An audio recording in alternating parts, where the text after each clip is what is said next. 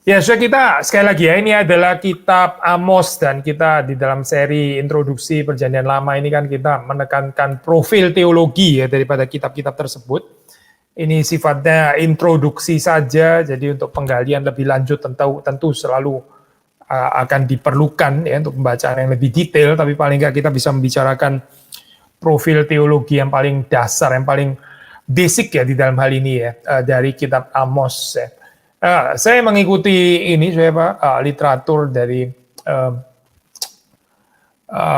Jan Christian Gertz ya, ini adalah dulu waktu saya studi di Heidelberg, dia adalah salah satu profesor dalam Perjanjian Lama, dan dia bersama dengan rekan-rekan yang lain dia menulis ini ya buku buku bahasa Jerman itu Grundinformation namanya ya, informasi dasar ya untuk Perjanjian Lama, dan di situ ada bagian di setiap kitab dibicarakan tentang teologinya gitu. Nah, waktu kita bicara tentang kitab Amos ini ada sebetulnya secara dasar ada dua saja. Yang pertama yaitu judgment prophecy ya, judgment prophecy. Yang kedua adalah social critics ya, dua ini ya, nubuatan penghakiman, dan yang kedua adalah kritik sosial. Ini adalah profil yang sangat penting di dalam kitab Amos. Nah, kita membaca beberapa ayat ya, saya itu judgment prophecies itu saudara bisa mendapatkan di dalam kitab Amos, itu hadir di dalam apa yang disebut di dalam istilah teknisnya itu ini ya, dengan judgment doxologies ya. Judgment doxologies. Mari kita membaca misalnya ya di dalam Amos pasal yang pertama ya. Amos pasal yang pertama ada beberapa ayat, saya ini pertama, ayat yang kedua. Berkatalah ia, Tuhan mengaum dari Sion dan dari Yerusalem ia memperdengarkan suaranya. Keringlah padang-padang penggembalaan dan layulah puncak gunung Karmel. Lalu terus kemudian 4 ayat 13, sebab sesungguhnya dia yang membentuk gunung-gunung dan menciptakan angin, yang memberitahukan kepada manusia apa yang dipikirkannya, yang membuat fajar dan kegelapan, dan yang berjejak di atas bukit-bukit bumi Tuhan. Allah semesta alam, itulah namanya. Jadi saudara melihat di sini ada serta nuansa ada aspek doksologi ya, tapi doksologi yang isinya itu bicara tentang penghakiman yang dilakukan oleh Allah ya. Mungkin kita membaca satu lagi deh, ayat yang pasal 9 ayat ke-5 dan seterusnya, tapi kita membaca mungkin 5 dan 6 saja gitu. Amos pasal 9 ayat 5 dan 6. Tuhan Allah semesta alam lah yang menyentuh bumi sehingga bergoyang dan semua penduduknya berkabung. Ini ya saya, ini kan satu sisi ada aspek doksologinya karena Tuhan lah yang melakukan ini, tapi juga ada judgment ya di situ ya. Ini bukan menyentuh di dalam pengertian universal menyentuh, tapi menyentuh di sini maksudnya menyentuh di dalam pengertian God's visitation yang mendatangkan bencana sehingga penduduknya itu berkabung. Seluruhnya naik seperti sungai Nil dan surut seperti sungai Mesir, yang mendirikan anjungnya di langit dan mendasarkan kubahnya di atas bumi, yang memanggil air laut dan mencurahkannya ke atas permukaan bumi. Tuhan, itulah namanya ya. Jadi sudah melihat di sini penekanan daripada doksologi ini ya, menyatakan bahwa Tuhan dengan kuasanya, dialah yang mendatangkan penghakiman ya, mendatangkan penghakiman. Yang penting saya ini mungkin pertanyaan ya, kenapa dihakimi gitu ya? Kenapa sih dihakimi? Kesalahannya apa gitu? Nah, kalau sudah membaca di dalam kitab Amos ya, maka kritika itu adalah ini saya, kritik kehidupan sosial dan juga ada kritik di dalam kehidupan beribadah ya. Dan ini dua hal ini tidak terpisah saya. Sekali lagi ya. Sosial kritik ya, kritik sosial dan kritik ibadah ya, kritik kehidupan beribadah. Dua hal ini ya kalau di dalam kitab Amos itu ini tentu saja berbeda ya, tapi ini dua hal yang nggak bisa dipisahkan. Maksudnya Israel itu dihakimi oleh Tuhan karena mereka ini sudah melakukan kesalahan secara tanggung jawab sosial ya, mereka. Nanti kita baca ya, saya ada ayat-ayat juga tentang ini gitu. Ada kejahatan sosial yang dilakukan oleh bangsa Israel, dan sehingga Israel akhirnya tidak lagi mampu ya. Bahkan meskipun mereka memiliki institusi-institusi kultik ini ya, institusi-institusi ibadah, tempel gitu ya. Mereka nggak lagi mampu untuk bisa berkomunikasi dengan Allah. Allah menolak, ya, Allah menolak kontak dengan umatnya. Mengapa sih? Ya karena mereka melakukan ketidakadilan sosial. Nah, saya ini kita mesti ini ya saya nggak terlalu cepat mengatakan pokoknya any kind of khotbah yang berbau tentang tanggung jawab sosial, lalu terus kemudian kita langsung itu social gospel gitu misalnya ya, itu Injil sosial. Itu bukan Injil yang sejati. Injil yang sejati cuma ngurusin keselamatan jiwa manusia ya yang ditebus masuk surga gitu misalnya ya. Tapi terus kemudian kalau membicarakan ada dimensi sosial langsung dituduh, ini adalah pengajaran social gospel. Saudara, kalau kita berpikirnya sempit seperti ini ya, maka ya nggak ada tempat kali ya untuk kitab Amos gitu, karena kitab Amos sangat mengurusin urusan ketidakadilan sosial gitu. Justru kita berpikir terbalik, Injil yang sejati itu ada dimensi sosial.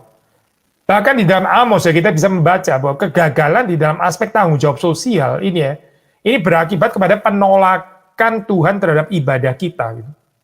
Nggak main-main ya, saudara nggak bisa beribadah kepada Tuhan, tapi terus kemudian kita melakukan ketidakadilan sosial. Kita menekan mereka yang lemah misalnya.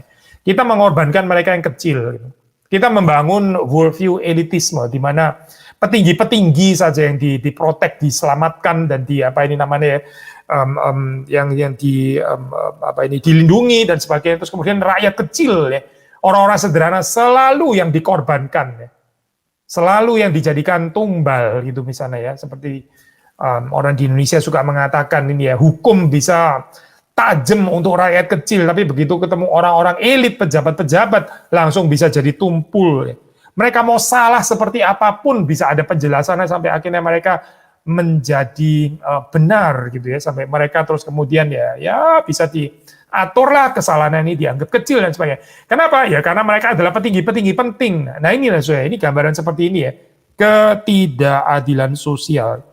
Tuhan itu bukan Tuhan yang melihat muka saya. Kita ini nggak mengerti Injil kalau kita mengaku sudah ditebus oleh Kristus, tapi kita ternyata di dalam kehidupan kita masih seperti orang dunia yang nggak mengenal Kristus, yaitu kita masih melihat muka, gitu ya, suka mengorbankan orang kecil, ya, lalu terus kemudian kita hanya memperhatikan mereka yang ada di atas, ya, mereka yang elit, mereka yang pejabat-pejabat, yang powerful dan sebagainya. Itu Tuhan nggak akan mendengar ibadah kita, gitu. Itu jelas sekali dikatakan di dalam kitab Amos.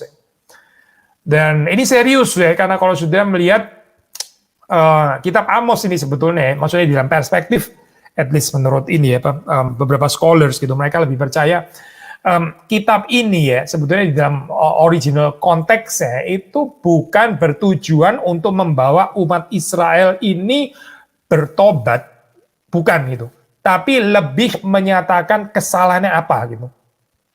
Sudah nggak ada lagi ini sebetulnya itu ya kemungkinan untuk bertobat. Ini judgment sudah diberikan, sudah pasti ya, dan hanya mau menyatakan kenapa akhirnya ya Israel itu masuk kepada pembuangan. Gitu. Kenapa Israel akhirnya dibuang oleh Tuhan? Ya. Jadi di sini di dalam original konteks ya, kita masih mengatakan di dalam original konteks ya. Ini bahasa Jerman pakai istilah Schuldaufweis ya. Penyataan kesalahan ya. Jadi Tuhan tuh menyatakan kenapa akhirnya Tuhan itu murka dan bahwa murka dan penghakimannya itu tidak mungkin bisa digagalkan. Kenapa? Ya karena kesalahan Israel, ya karena kesalahan dan dosa-dosa Israel. Nah, maka kitab Amos ini menyatakan hal tersebut. Ya. Schuldaufweis ya, penyataan kesalahan, penyataan dosa, dan juga sekaligus bersamaan dengan itu dinyatakan juga saya nggak mau pakai istilah failure ya. Kalau failure nanti saudara salah mengerti ya. Di dalam bahasa Jermannya itu pakai istilah Erfolglosigkeit ya. Erfolg itu sukses, Erfolglos itu ya successless gitu ya, ketidakberhasilan ya. Lalu Erfolglosigkeit ya berarti ketidakberhasilan gitu ya. Tapi ini Erfolglos bukan di dalam pengertian karena kegagalan di dalam arti ketidaktaatan nabi-nabi, bukan. Tapi bahwa nabi-nabi ini sudah memberitakan berita pertobatan tapi nggak digubris. Mereka anggap sepi gitu ya. Panggilan untuk repent, panggilan untuk bertobat, itu ditolak gitu. Jadi di sini digambarkan seperti ini bangsa yang benar-benar tegar tengkuk gitu ya. Kalau sudah baca di dalam Yesaya misalnya, Yesaya itu kan diberikan diberikan tugas oleh Tuhan sendiri ya. Tuhan mengatakan kamu tetap perlu memberitakan firman, tapi orang-orang ini mereka akan mendengar tapi nggak mendengar, melihat tapi nggak melihat ya. Ada motif hardening, jadi seperti kayak sia-sia gitu ya. Kesia-siaan pemberitaan daripada Yesaya. Nah, Amos ini ada kemiripan seperti itu, saya. Kalau saudara membaca di sini ya, ini kalimat-kalimat penghakiman diberitakan gitu ya. Tapi sebenarnya nggak ada yang bertobat sih. Gitu. Ini nabi-nabi ini air foreclose ya. Di dalam arti ya, bukan karena mereka fails, bukan karena mereka gagal, bukan karena mereka tidak taat, bukan ya saya. Mereka taat kepada Tuhan, mereka memberitakan berita seruan pertobatan, tapi nggak ditanggapi oleh Israel ya.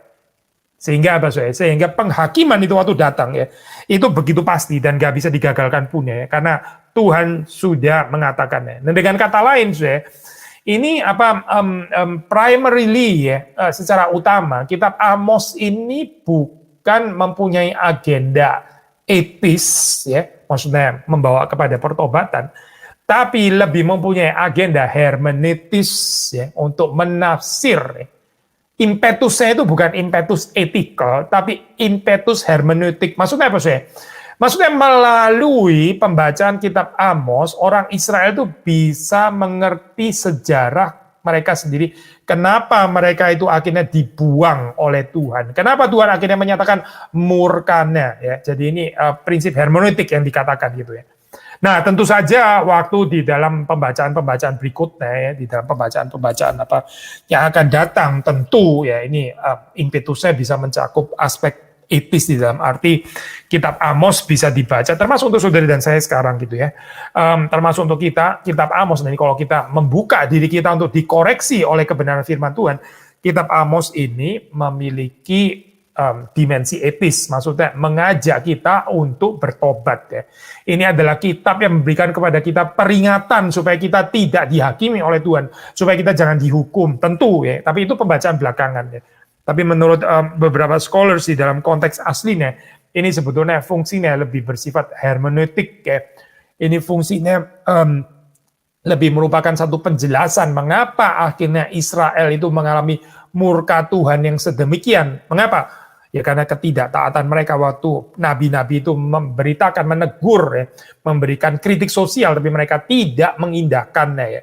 Mereka menganggap sepi, mereka terus di dalam ketidakadilan sosial yang mereka lakukan ya, terus bersikeras berada di sana. Akhirnya penghakiman Tuhan itu harus dinyatakan ya, karena Tuhan adalah Tuhan yang tidak bisa dipermainkan gitu.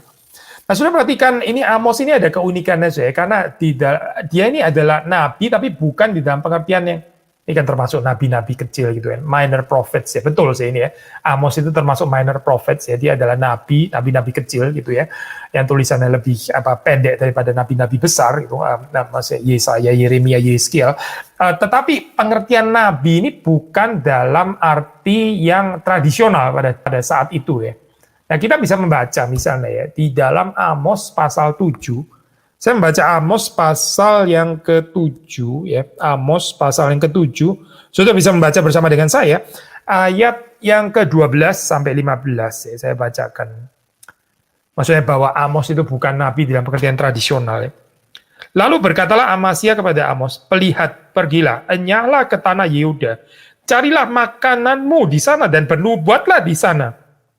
Tetapi jangan lagi bernubuat di Betel, sebab inilah tempat kudus raja, inilah bait suci kerajaan." Jawab Amos kepada Amasya, "Aku ini bukan nabi dan aku ini tidak termasuk golongan nabi.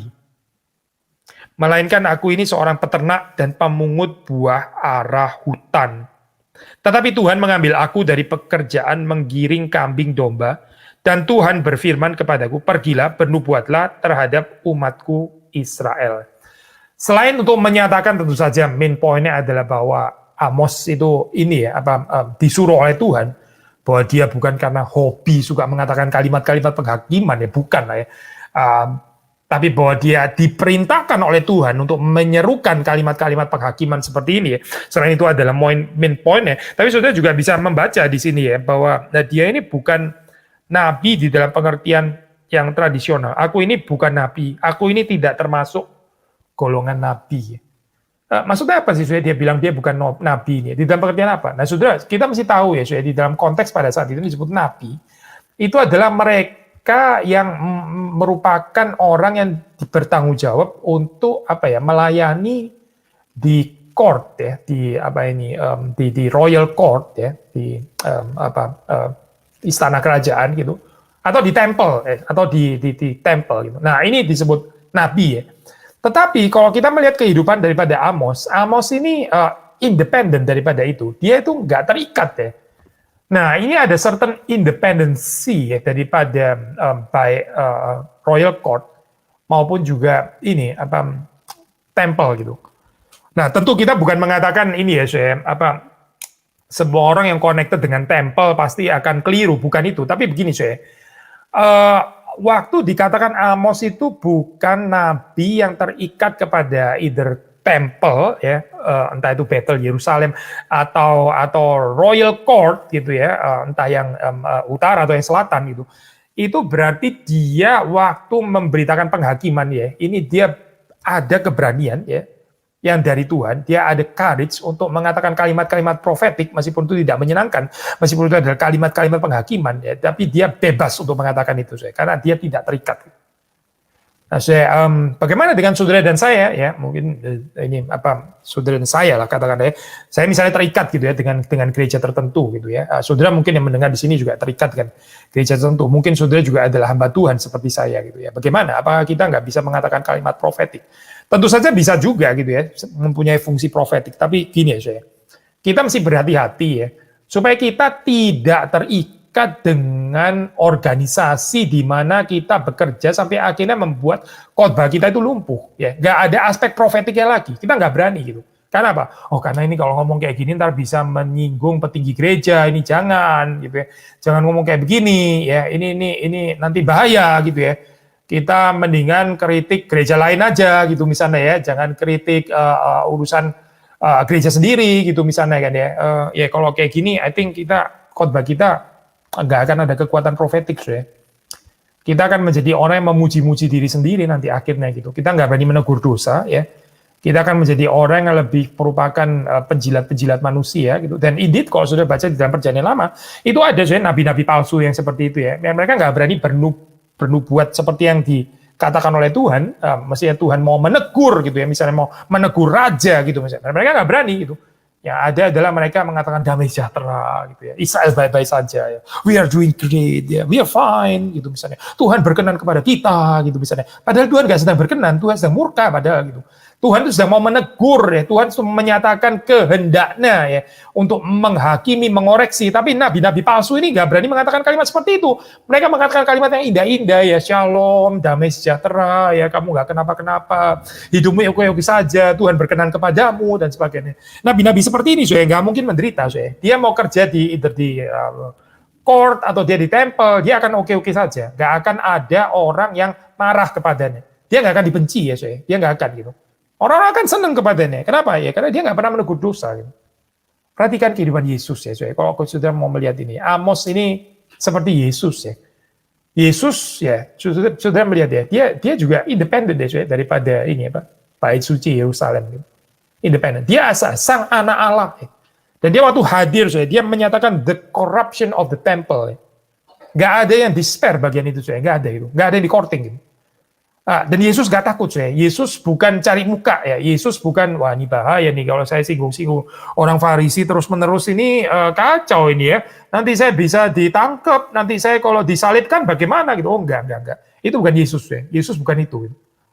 Yesus memberanikan diri untuk mengatakan kalimat teguran kalau itu memang diperintahkan oleh Bapaknya. Kalau itu dikatakan oleh Bapaknya, dia mengatakannya. Entah itu menyenangkan atau nggak menyenangkan, entah itu politically correct atau nggak politically correct, entah itu institutionally correct atau institutionally incorrect ya, correct incorrect nggak peduli. Pokoknya ini dari Bapaknya, dia mesti mengatakan. Nah, bagaimana dengan saudara dan saya? Kita ini pemberitaan kita ya. Sugar coated gitu ya, ada pemanisnya ya, bikin petinggi-petinggi seneng gitu ya, entah petinggi gereja atau petinggi organisasi atau petinggi negara bahkan gitu ya, petinggi bangsawan, raja-raja dan sebagainya, politically correct gitu ya. Apakah seperti itu khotbah kita? Ya, nggak gampang saya di dalam keadaan seperti ini ya. Dan kalau sudah membaca di dalam Alkitab itu banyak nabi-nabi yang akhirnya dianiaya ya, mereka itu dipinggirkan ya, bahkan sampai dia dibunuh, gitu. Mati martir. Mengapa saya? Ya, karena mereka nggak mau politically correct khotbahnya gitu. Kalau mereka mesti menegur, ya mereka menegur gitu. Mereka lebih memilih taat kepada apa yang Tuhan mau sampaikan daripada menyenangkan petinggi-petinggi, entah itu petinggi agama, pemimpin tempel, atau raja-raja. Dan saudara mendapati ini di dalam kehidupan siapa sih? Sekali lagi ya, Yesus Kristus. Lihatlah kehidupan Yesus Kristus. Nggak ada kompromi, nggak ada. Gitu. Tentu, saudara mesti menafsir dengan benar. Ini Yesus bukan sebel ya, Yesus bukan ada hatred atau grudges gitu ya terhadap orang-orang Farisi karena merasa bagaimana dia kepingin lebih tinggi daripada orang Farisi. Yesus sudah pasti lebih tinggi, saya nggak usah kepingin lebih tinggi, memang dia lebih tinggi. Dia datang dari atas kok, apa nih mau dikejar lagi gitu ya. Yesus bukan karena insecure dengan orang-orang Farisi, nggak ada sama sekali Yesus insecure, malah orang Farisi yang insecure terhadap Yesus Kristus. Yesus Kristus waktu dia hadir, dia memberitakan perkataan dari Bapaknya itu secara apa adanya. Kalau dia mesti menghibur, ya dia menghibur. Kalau dia mesti menegur, ya dia menegur. Dan itu sudah bisa baca di dalam kitab Amos. Ya. Kitab Amos ini sebetulnya ini ya Pak, mengingatkan kita kepada sosok Yesus Kristus. Seorang nabi sejati, the prophet ya, the true prophet yang menyatakan kalimat-kalimat teguran itu secara bebas. Ya. Secara independen. Ya. Dia tidak terikat oleh organisasi, nggak terikat oleh royal court, dia nggak terikat oleh istana, dia nggak terikat oleh institusi agama, dia bebas memberitakan kehendak Bapaknya. Ya. Kiranya Tuhan juga memberikan kepada saudara dan saya kekuatan seperti itu ya di dalam pelayanan kita, gitu, sehingga kita ini bukan mencari perkenanan manusia. Apa artinya sih saudara mendapatkan perkenanan manusia, saudara dapat jabatan secure gitu ya, tapi saudara nggak diperkenan oleh Tuhan. Untuk apa? Untuk apa saudara seperti itu gitu? Saudara berusaha untuk menyenangkan petinggi-petinggi, ya, saudara dapat promotion, diangkat, ya, saudara dapat kenaikan jabatan dan sebagainya, gitu, saudara bisa berhasil secara politis dan sebagainya. Tapi Tuhan nggak menyertai saudara dengan kuasanya. Untuk apa saudara? Untuk apa itu? Ini nggak mengikut Kristus, namanya mengikut yang lain, gitu. Mungkin mengikut Herodes, bukan mengikut Kristus. Kalau mengikut Kristus bukan itu. Gitu. Nah, yang kedua, sekarang kita masuk ya. Yang pertama tadi ini ya tentang judgment prophecy ya, termasuk ada doksologi judgment ya. Nah yang kedua yang nggak kalah penting ini adalah tentang kritik sosial. Nah kalau saudara bandingkan dengan kitab Hosea misalnya, kitab Hosea itu sangat kuat ya, kritiknya itu adalah kultik ya, urusan ibadah. Nah itu Hosea gitu. Kritik ya, urusan dengan ibadah.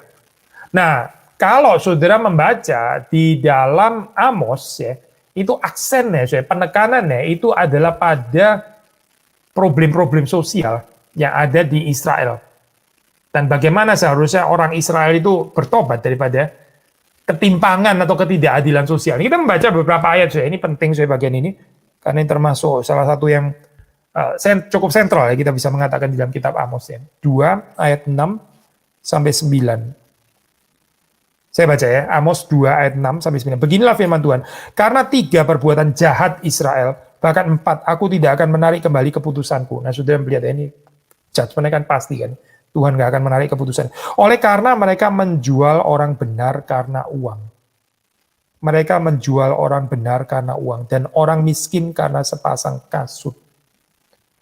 Mereka menginjak-injak kepala orang lemah ke dalam debu. Dan membelokkan jalan orang sengsara. Anak dan ayah pergi menjamah seorang perempuan muda sehingga melanggar kekudusan namaku. Mereka merebahkan diri di samping setiap mezbah di atas pakaian gadaian orang dan minum anggur orang-orang yang kena denda di rumah Allah mereka. Padahal akulah yang memunahkan dari depan mereka orang Amori yang tingginya seperti tinggi pohon aras dan yang kuat seperti pohon tarbantin. Aku telah memunahkan buahnya dari atas dan akarnya dari bawah. Saudara melihat di sini kan ya, apa yang terjadi? Ya, ketidakadilan sosial, oppression, ya, penekanan, ya, pengorbanan terhadap mereka yang lemah, yang miskin. Ya. yang nggak ada jabatan. Selalu yang dikorbankan adalah orang-orang yang seperti itu. Itu membuat murka Tuhan. 5 ayat 12 ya, 5 ayat 12. Kita membaca ya. Sebab aku tahu bahwa perbuatanmu yang jahat banyak dan dosamu berjumlah besar. Hai kamu yang menjadikan orang benar terjepit. Kamu yang menjadikan orang benar terjepit. Yang menerima uang suap. Dan yang mengesampingkan orang miskin di pintu gerbang. Saudara perhatikan ya. Orang benar ya. Dijepit di dalam bagian ini. Orang miskin dikesampingkan. Mereka lebih mementingkan apa, Soe? Bukan masalah benar atau salah, bukannya dipentingkan siap apa, Soe? Yang dipentingkan ini orang penting atau orang nggak penting, gitu. Yang dipentingkan itu sebetulnya itu. Yang dipentingkan ini orang besar atau orang kecil, gitu. Itu yang dipentingkan. Yang dipentingkan adalah ini orang beruang atau orang nggak beruang, orang miskin atau orang kaya, gitu. Itu yang lebih dipentingkan, gitu. Di dalam kehidupan ini ya, Pak, di dalam zaman pada saat itu ya. Dan ini Soe menimbulkan kemuaan di hadapan Tuhan, gitu. Ini mereka ini bukan orang yang mengenal Allah seperti ini, karena Allah tidak seperti itu. Meskipun mereka beribadah, ya boleh saja beribadah, saya mungkin bahkan juga kasih persembahan dan sebagainya gitu, mendonate banyak uang dan sebagainya. Tapi tetap gitu saya ini sikap yang mengorbankan orang miskin, orang benar terjepit, orang miskin dikesampingkan, ketidakadilan sosial. 6 ayat 1 sampai 6 ya. 6 ayat 1 sampai 6 saya baca ya. Celaka atas orang-orang yang merasa aman di Sion, atas orang-orang yang merasa tentram di Gunung Samaria, atas orang-orang terkemuka. Perhatikan ya, orang terkemuka dari bangsa yang utama, orang-orang yang kepada mereka kaum Israel biasa datang. Siapa ini Soe? Ya pasti petinggi-petinggi ini. Orang-orang terkemuka, menyeberanglah ke Kalne dan lihatlah, berjalanlah dari sana ke Hamat yang besar itu dan pergilah ke Gad orang Filistin. Adakah mereka lebih baik dari kerajaan-kerajaan ini atau lebih besarkah daerah mereka dari daerahmu? Hai kamu yang menganggap jauh hari malapetaka, tetapi mendekatkan pemerintahan kekerasan, yang berbaring di tempat tidur dari gading dan duduk berjuntai di ranjang, yang memakan anak-anak domba dari kumpulan kambing domba dan anak-anak lembu dari tengah-tengah kawanan binatang yang tambun, yang bernyanyi-nyanyi mendengar bunyi gambus dan seperti Daud menciptakan bunyi-bunyian bagi dirinya, yang minum anggur dari bokor dan berurap dengan minyak yang paling baik, tetapi tidak berduka karena hancurnya keturunan Yusuf. Apa sih problemnya? Mereka nggak peduli itu. Keturunan Yusuf hancur, mereka nggak peduli. Yang penting mereka tetap bisa di dalam posisi mereka. Gitu. Yang penting mereka tetap ada di dalam menjadi orang-orang yang terkemuka, orang-orang yang disegani. Itu lebih penting buat mereka. Gitu. Daripada mereka memperhatikan rakyat yang hancur. Nggak penting itu bagi mereka. Gitu. Yang penting adalah posisi jabatan mereka. Ya inilah saya, orang-orang yang akan menerima murka Tuhan. Ya Amos itu ya memberitakan kalimat penghakiman untuk orang-orang seperti ini. 8 ayat 4, 5, 6. Dengarlah ini kamu yang menginjak-injak orang miskin, yang membinasakan orang sengsara di negeri ini, dan berpikir bilakah bulan baru berlalu supaya kita boleh menjual gandum, dan bilakah hari Sabat berlalu supaya kita boleh menawarkan terigu dengan mengecilkan eva, membesarkan shikal, berbuat curang dengan neraca palsu, supaya kita membeli orang lemah karena uang dan orang yang miskin karena sepasang kasut dan menjual terigu rosokan. Jelaskan ya saya gambaran ini ya. Cukup banyak loh ini di dalam kitab Amos. Intinya apa saya? Ya ini. Mengorbankan orang-orang yang kecil. Sudah melihat kehidupan Kristus ya. Kristus itu kalau mau cari jabatan gampang sekali saya. Gampang sekali. Dia itu sangat punya skill ya saya untuk ini ya. Apa ini namanya? HR gitu ya. Sangat punya dia. Mana dia nggak punya? Dia sangat tinggi saya kemampuan itu. Tapi memang dia nggak tertarik. Dia datang bukan untuk itu saya. Dia bukan datang untuk terus menjalin hubungan dengan orang-orang elit gitu ya. Mesti ketemu Kayafas lah, Hanas ya, mesti baik-baik sama Pilatus, Herodes, orang-orang kaya dan sebagainya gitu. Saudara lihat kehidupan Yesus Kristus. Dia dekat dengan siapa? Gitu. Dia dekat dengan pelacur-pelacur, dia dekat dengan pemungut-pemungut cukai, dia dekat dengan orang-orang miskin. Ya. Tentu ini sudah ya nggak boleh tafsir terus kemudian akhirnya jadi ke Marxisme terus kemudian dia Yesus pokoknya bagaimana benci dengan semua orang kaya. Ya tidak, saya tidak gitu. Ada orang kaya yang dikasih juga, Sakius itu orang kaya. Gitu. Bahkan di dalam cerita rich ruler itu ya, itu Yesus dikatakan dia itu iba ya, ada belas kasihan terhadap orang itu. Yesus bukan karena ini kaya terus langsung Yesus membuah muka, ya tidak saya itu. Yesus bukan Marxis lah, pasti bukan gitu. Ini ada perbedaan ya, saudara. Tapi saudara perhatikan ya, Yesus waktu di dalam kehidupannya ya, dia dekat dengan orang-orang yang biasa, gitu. Dia dekat dengan orang-orang yang kecil. Dia tidak disilaukan tuh bagaimana menjalin hubungan khusus relasi dengan orang-orang penting supaya posisinya tidak terancam. Itu pasti bukan Yesus sama sekali, saudara, bukan. Orang Kristen, saudara, yang menghidupi narasi seperti itu ya, dia nggak bisa mengikut Yesus. Dia mengikut yang lain sebetulnya. Gitu. Saudara hidup di gereja, saudara cari ini ya, Pak. Wah, mesti baik-baik ini ya, siapa pentolan-pentolan gereja, petinggi-petinggi gereja. Jangan jangan sampai ada masalah dengan mereka, nanti hidup saya repot gitu ya. Atau secara politik, wah saya mesti baik-baik ini dengan para gubernur atau dengan apa ya, dengan hakim-hakim dan jenderal-jenderal dan sebagainya, supaya hidup saya itu lancar, nggak ada yang ngejahilin saya dan sebagainya. Itu bukan orang yang mengikut Kristus ya, bukan. Saudara nggak sedang mengikut Kristus kalau seperti itu. Karena Kristus nggak melakukan itu. Tuhanmu itu siapa sebetulnya? Tuhan saudara dan saya ini siapa? Jalan salib ya, saya ikut Yesus itu seperti konyol ya. Karena apa? Ya karena buat dunia ya, gambaran kayak gini nih, ya wajar-wajar saja. Siapa sih yang nggak perlu relasi dengan orang-orang penting gitu ya? Ya yuk goblok lah lu kalau relasinya hanya dengan orang-orang yang sederhana. Nanti kalau kamu kesulitan, nggak ada yang nolong kamu gitu ya. Karena kamu nggak punya orang powerful saya soalnya gitu. Nggak ada orang powerful di dekat kamu gitu ya. Sekali lagi ya, saya. Saudara lebih memilih kehadiran Tuhan di dalam kehidupan saudara, atau saudara menjual itu ya, demi mendapatkan posisi, demi mendapatkan kemudahan hidup dengan saudara ada relasi dengan orang-orang yang powerful. Ini yang mana sih sebetulnya narasi kehidupan kita ya? Dan ini precisely yang ditegur oleh Amos di dalam kitabnya gitu. Kamu ini orang Israel ya, petinggi-petinggi, pemuka-pemuka ya, yang ditegurkan oleh orang-orang seperti itu ya. Mereka menikmati posisi mereka, tapi nggak peduli keturunan Yusuf itu. Keturunan Yusuf itu hancur ya, nggak peduli. Keturunan Yakub itu hancur. Mereka doesn't care gitu. Mereka nggak peduli dengan orang-orang kecil. Mereka peduli dengan keadaan mereka sendiri. Mereka peduli dengan perut mereka sendiri yang kenyang ya. Bukan pengikut Kristus ya, bukan. Ini orang yang nggak mengenal Tuhan sebetulnya gitu. Maka penghakiman dari Tuhan itu ya dinyatakan di sini. Saudara, ini ya kita mesti hati-hati ya, saudara. Kita mesti hati-hati. Ini bukan berarti saudara nggak boleh menduduki posisi penting sama sekali. Kalau Tuhan memang memimpin saudara sampai jadi jenderal atau apa, ya silakan saja, saudara. Nggak ada yang salah dengan itu gitu. Tapi jangan karena itu terus kemudian kita jadi menghina orang-orang yang kecil ya. Jangan terus kemudian di dalam waktu Tuhan menempatkan posisi seperti itu terus kemudian kita jadi silau saya dengan ini ya, dengan posisi, dengan jabatan, dengan power terutama ya. Lalu terus kemudian kita hanya bergaul dengan orang-orang yang besar itu ya, petinggi-petinggi ya. Kita buang muka terhadap orang-orang yang kecil gitu. Kita nggak tertarik dengan mereka. Jadi persekutuan ini menjadi persekutuan apa sih? Persekutuan lapisan masyarakat tertentu yang di atas saja. Yang di atas bersekutu dengan yang di atas, nggak mau bersekutu dengan yang lain. Highly elitis ya, so, model persekutuan seperti ini.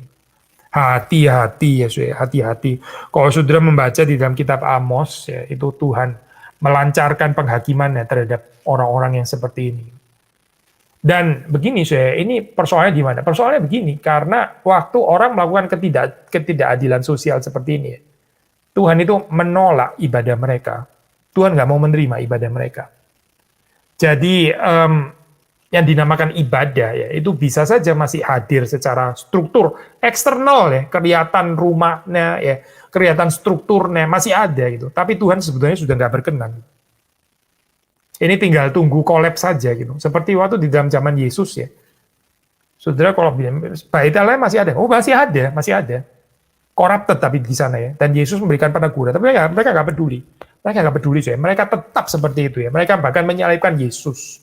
Mereka nggak mau dengar kalimat yang bikin panas seperti ini ya. Kalimat kebenaran, bikin mereka panas. Mereka nggak mau bertobat daripada dosa-dosa mereka. Mereka tetap melakukan kejahatan ya, dengan mengorbankan orang-orang kecil. Tetap dengan seperti, nggak ada perubahan apa-apa. Nah, kalau saya baca di dalam Amos ya, ini social corruption seperti ini ya. Ini kerusakan sosial ini ya. Yang terjadi di dalam kehidupan masyarakat ya. Ini membuat ibadah mereka itu meaningless, nggak ada artinya di hadapan Tuhan. Tuhan nggak mau terima itu.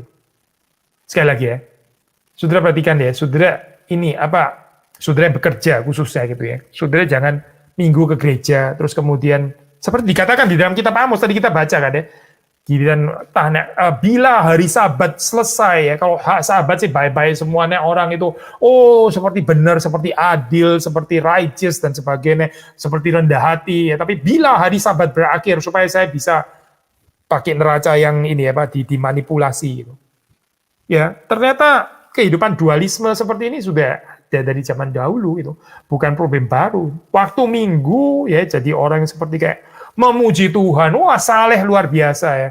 Begitu di dalam keseharian menekan, mengorbankan orang miskin, gitu. Menjerat orang miskin ya, mengorbankan orang benar dijerat ya.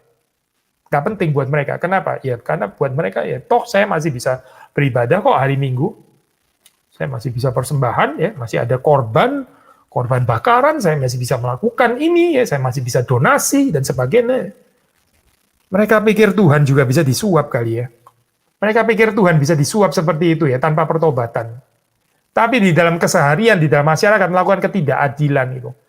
Membuang muka ya terhadap orang kecil, nggak peduli sama sekali dengan kebutuhan orang-orang yang sederhana. Gitu. Karena apa? Ya karena mereka mau mengukuhkan posisi mereka sendiri.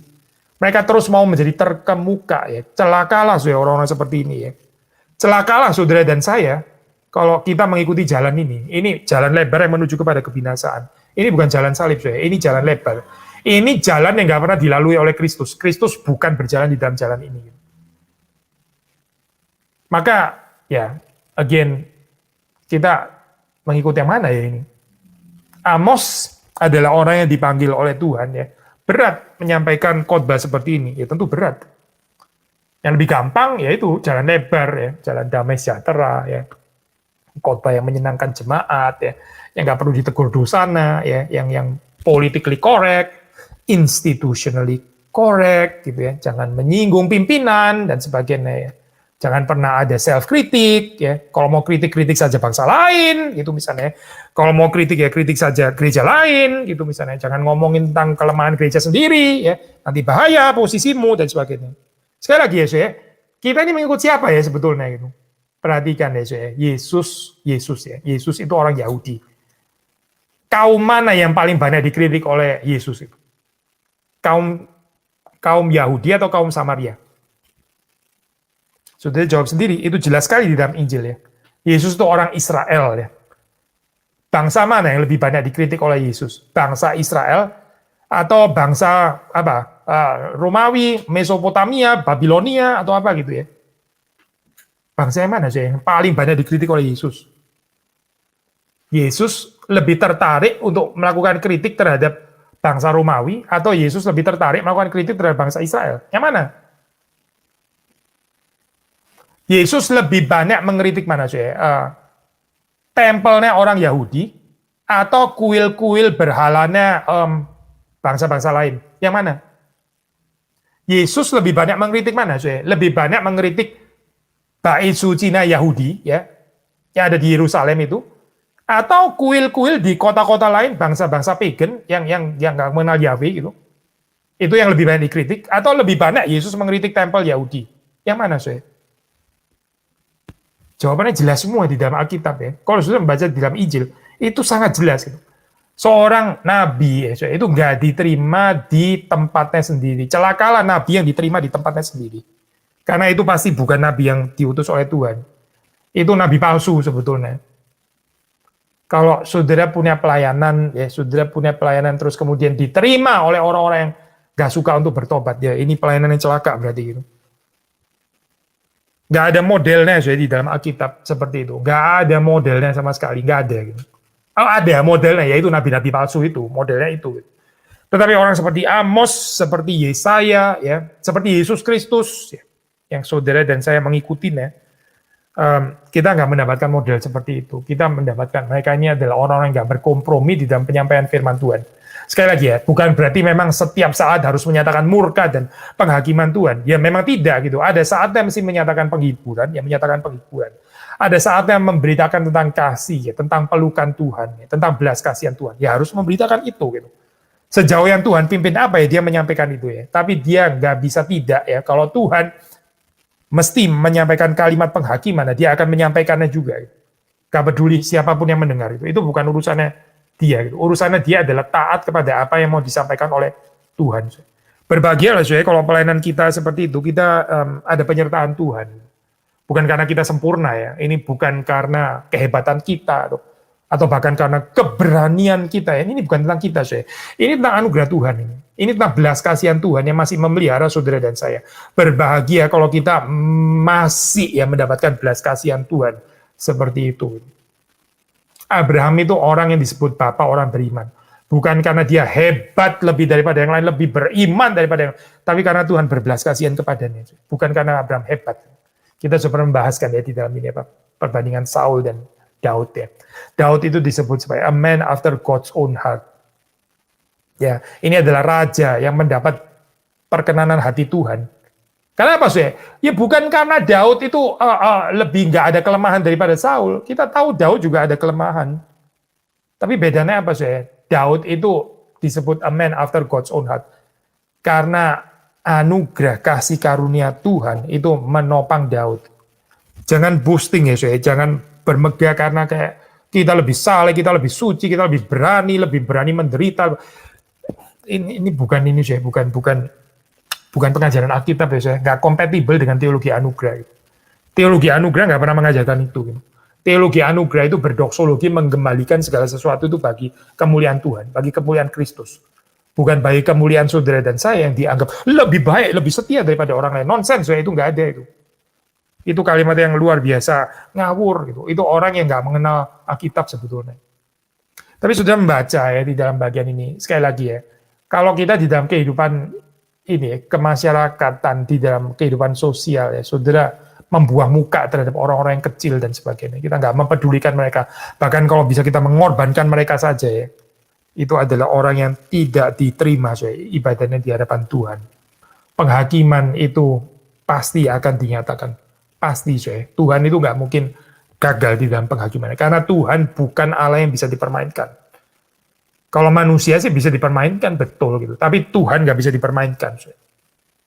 Kita mesti mempunyai hati yang takut kepada Tuhan ya, lebih daripada takut kepada manusia.